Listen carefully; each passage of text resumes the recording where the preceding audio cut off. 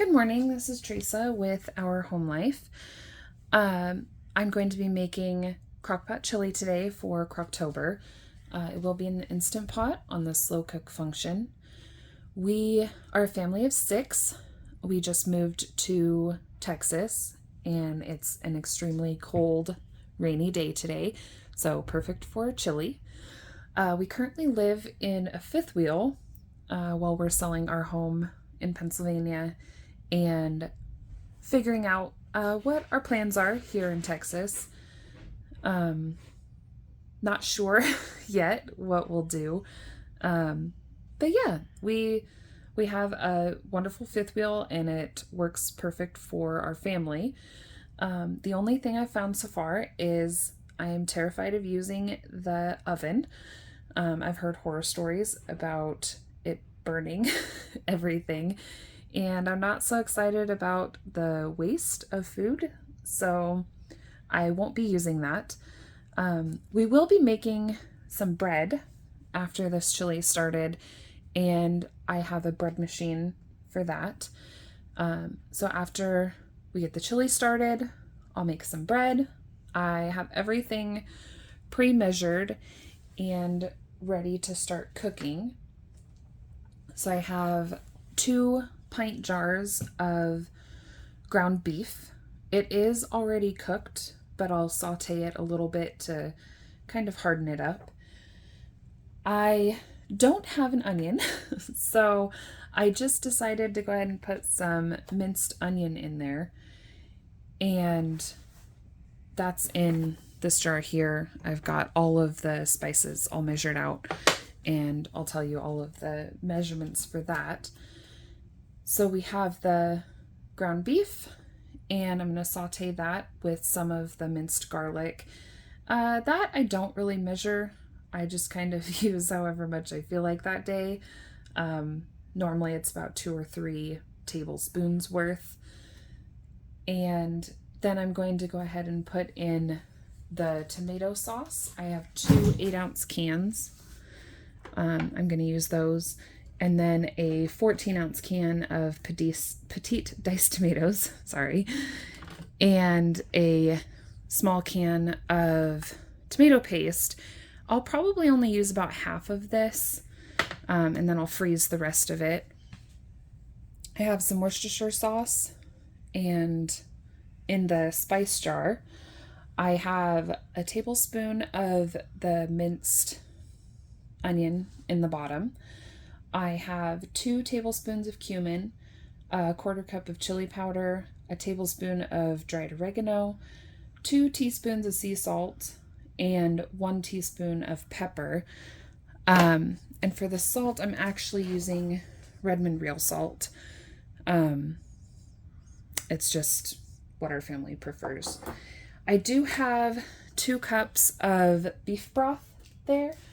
When I make this as an Instant Pot meal, I do have to put in the beef broth.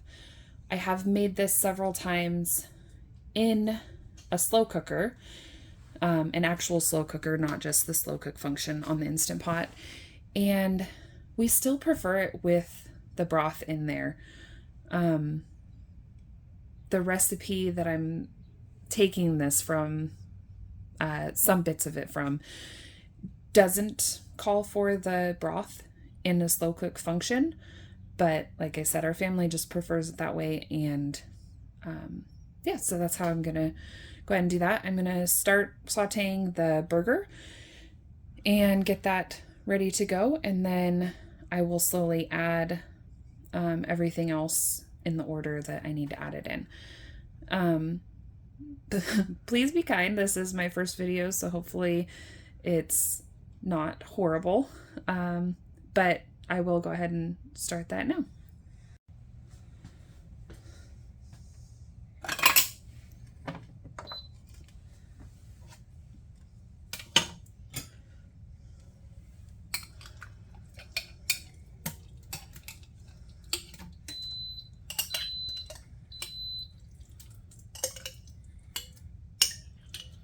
This is my home canned hamburger. I just took the fat cap off of it before the video. That's just a process I didn't think you guys wanted to see. And normally if I had an onion, that would go in here as well while I'm sauteing, but I don't have that right now. So like I said, I'm just using the minced onion for that. We're just gonna let this heat up a little bit. Canned hamburger is kind of soft, so we're gonna try and get it to where it's not just as soft. I guess it still stays pretty tender, but we're gonna try and get it a little bit cooked up just to help the texture of it.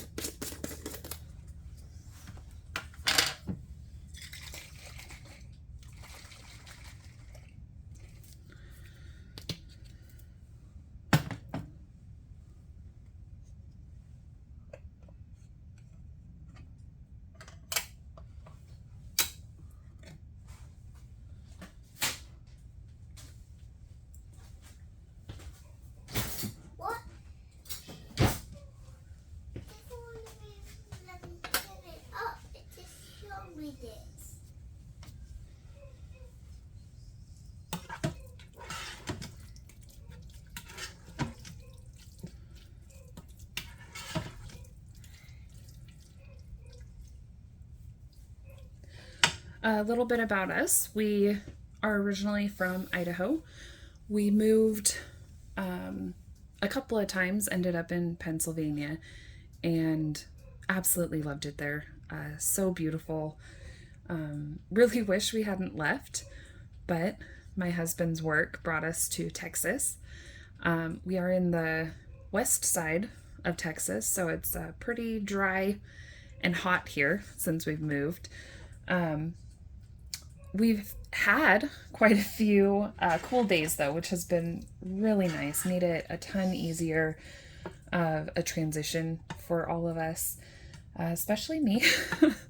We have 4 kiddos, a 13 all the way down to 4-year-old, 2 pups, and we just recently bought a 5th wheel.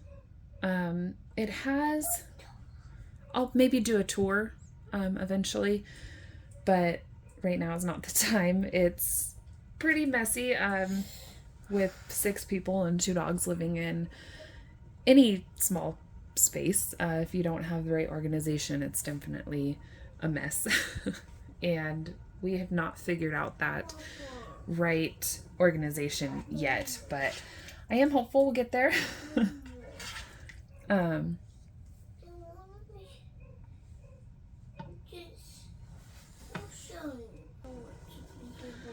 I do have the 4-year-old home. He is not in school yet. The other 3 do go to school outside the home. We were not able to do homeschooling this year with the move and everything. It just would have been a little too crazy. So this hamburger is almost warmed up enough that I'm gonna start adding stuff.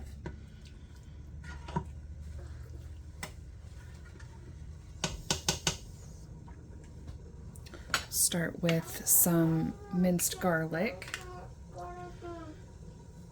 I just try to get a little bit of the juice out, and then do 3 spoonfuls, which I'm sure is a lot, but we really love the garlic taste in this chili, so it's not an issue for us. I'm gonna get that heating up, and then Worcestershire. I don't really measure. A lot of the cooking that I do is more, I guess by smell, and taste eventually, but a lot of it in the beginning process is just, does this smell like chili? So that's how I cook it. All of the spices, we're just gonna go ahead and mix those in.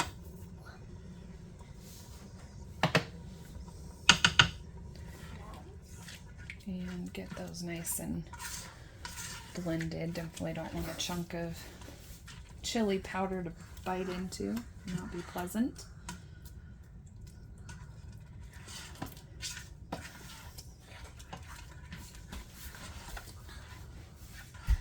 And it already smells wonderful in here. We're not huge fans of tomatoes, so we prefer the petite diced if a recipe calls for it. And this one actually calls for 2, and no tomato sauce, but I do the tomato sauce in place of the diced tomatoes, and that's just the way that we prefer it. So like I said, I did get this recipe idea from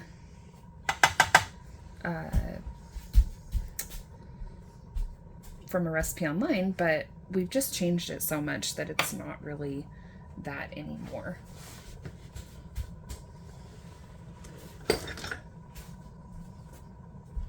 And I will add some of this tomato paste. And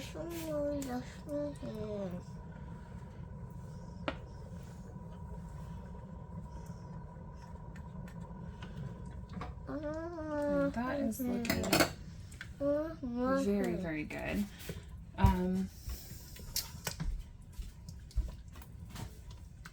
Definitely thicker than we normally do. So I'm gonna add most of this beef broth.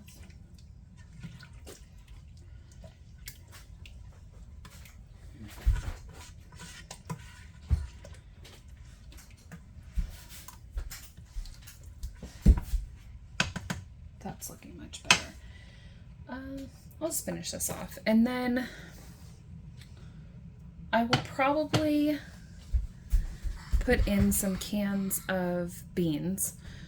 I also canned those back in Pennsylvania, and I'm just trying to get through those before I can up any more. This weekend I canned up 15 pints of chicken, and hoping to get some more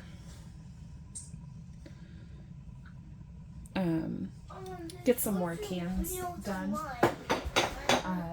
That's definitely something I enjoy doing and thought I wouldn't be able to do living in the fifth wheel. But we have a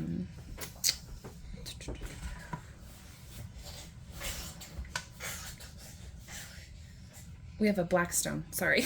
We have a Blackstone outside that has the 2 burners on the side, and I was able to, I prefer to boil the chicken before I can it, just to get the white foam off of it.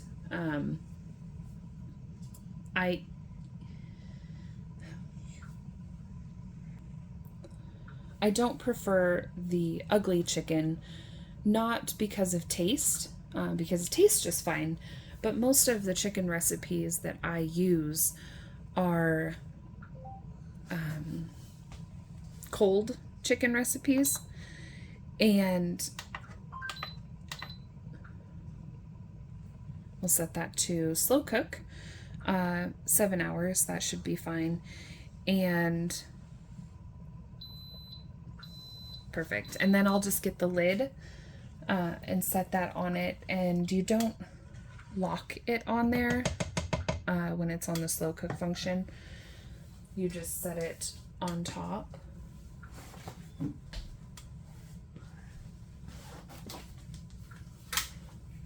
I'm sorry, I'm kind of all over the place. This is my first video and I am a little nervous.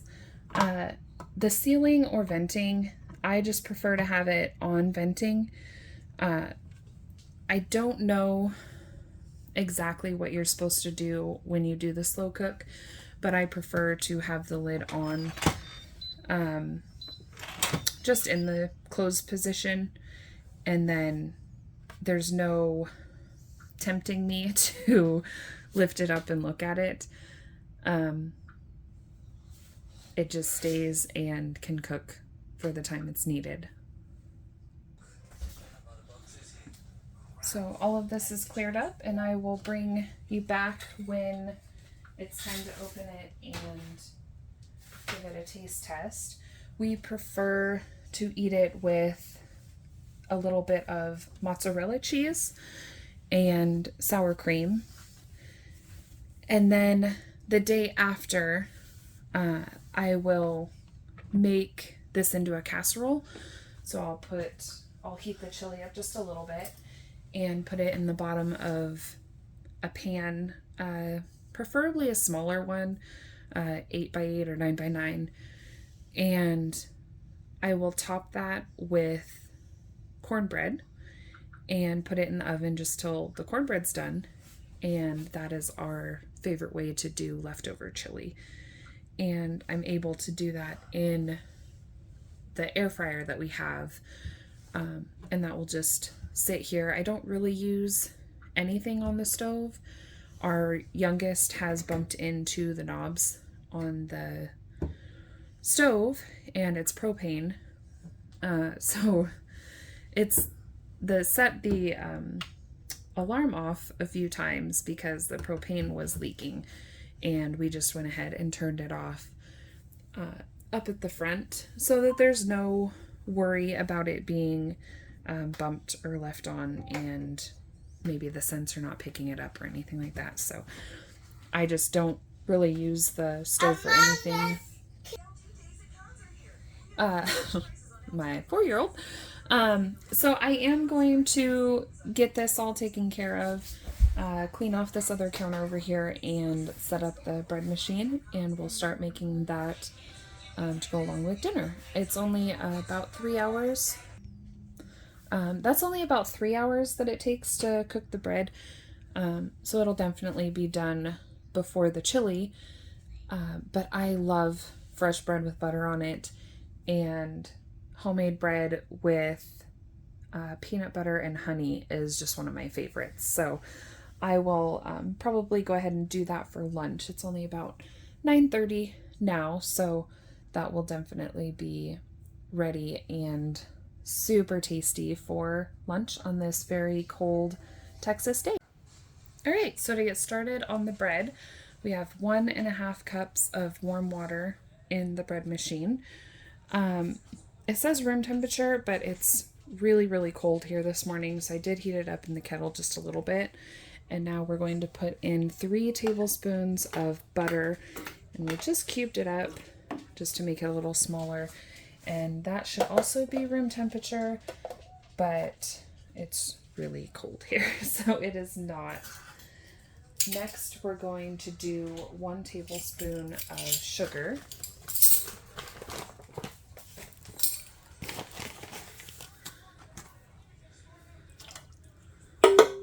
Sorry.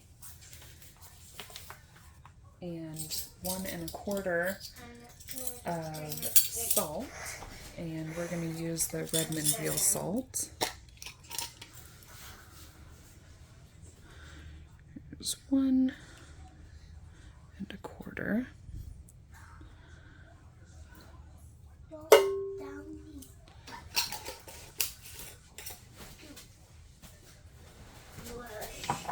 Next, we're going to do 4 cups of flour. Okay, so I measured that out, 4 cups of flour. I just have all-purpose. Next, we're going to do a 1/4 cup of dry milk powder. Put that right on top. And then last is the yeast. I keep mine in the freezer. And we need 1½ teaspoons of that. I like to use a little bit more because this is kind of getting older. Last time I tested it, it was fine, but I just like to use just a tad bit more. So that's all measured out. And now we're gonna go ahead and get this plugged in and ready to go. And I did a 2-pound loaf, so program 1 for white bread. I like the middle color, and then size 2 pounds, and start. And that will be ready in 3½ hours. I do take the paddle out when the button says paddle, just so that the bottom of the bread is usable. If the paddle's in there, it just leaves a pretty big hole when you do take it out of the bread machine. So that will be ready around lunchtime. The chili is cooking away and smells amazing, and I can't wait to get into that. So I will bring you back when all of it's ready. Alrighty, so it says paddle flashing there. So I'm just gonna open this up and take the paddle out. There's not really a delicate way to do this. You just have to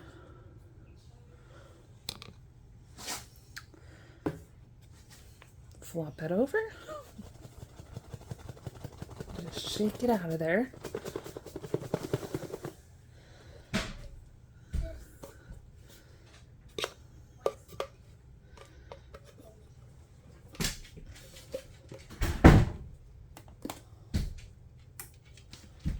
Alrighty, and then I'm just gonna put that back in there and take the paddle out. And then just plop the bread back in there, close it up, and it'll do what it needs to do. So I'll bring you back when it's all done. And the chili has 4½ hours left, so that's smelling amazing. I am going to be adding some beans to it, so I'll get that added in about 2 or 3 hours left of cooking. They are home canned beans, so they are a little bit softer, and I don't love adding them at the beginning because they can get a little bit mushy in there. So we'll add those in a little bit, and I'll bring you back for that. All right, the bread is done. It didn't rise right, but when I took the paddle out, I noticed it was a little bit wet still. So I think maybe there might have been just a little bit too much water. But I'm going to go ahead and cut this part off because then nobody in our house really eats the heel of the bread. So I'm able to eat more of the bread if I start slicing from this end, and then we just cut this little tiny bit off at the end. So I'll cut it off and then get a nice warm slice of bread.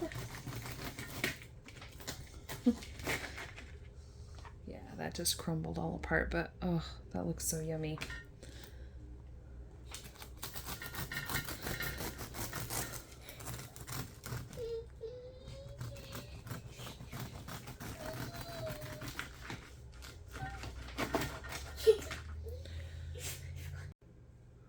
Some delicious bread with some butter on it. Oh my gosh, so excited. I love homemade bread that use the bread machine for the dough and then bake it in the oven. I like the texture. I like the texture of it. It seems like it's a little more airy, but also not as dense when I cook it in the oven. But this is still, I mean, it's just so good.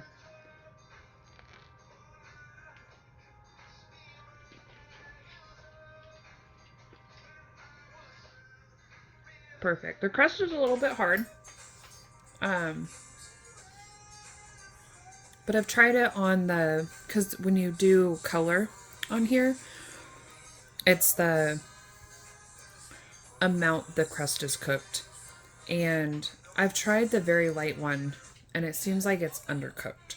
So that's why I just always lean towards the middle color. It just seems like it overall cooks better.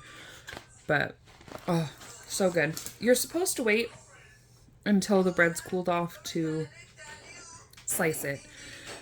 I don't know if I've ever done that. I love the fresh bread. It's still steaming. The fresh bread with butter melted on it is just amazing. And then my favorite thing is the next day, cut a good chunk off of here, toast it up, and put butter, or not butter, sorry, put peanut butter and then honey and mix that and eat it, and it's the best. So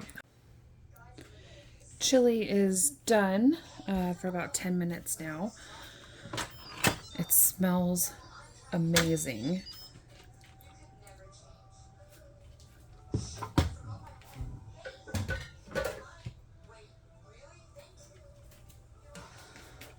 Oh, looks really, really good too. I did add a can of beans. I did light red kidney beans, and just smells amazing.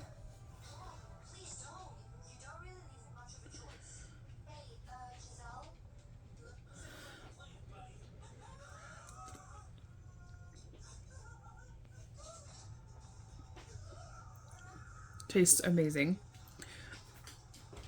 We definitely prefer it with cheese and sour cream. So I will get this all served up and hopefully be able to add a picture at the end of it. But that's all for this video. I hope that you enjoyed this delicious chili. I am so excited to have it on this freezing cold day, and I appreciate you all taking the time to watch. Thank you. I hope to get more videos up soon, and hope that you all come back to watch. Thank you very much. Bye.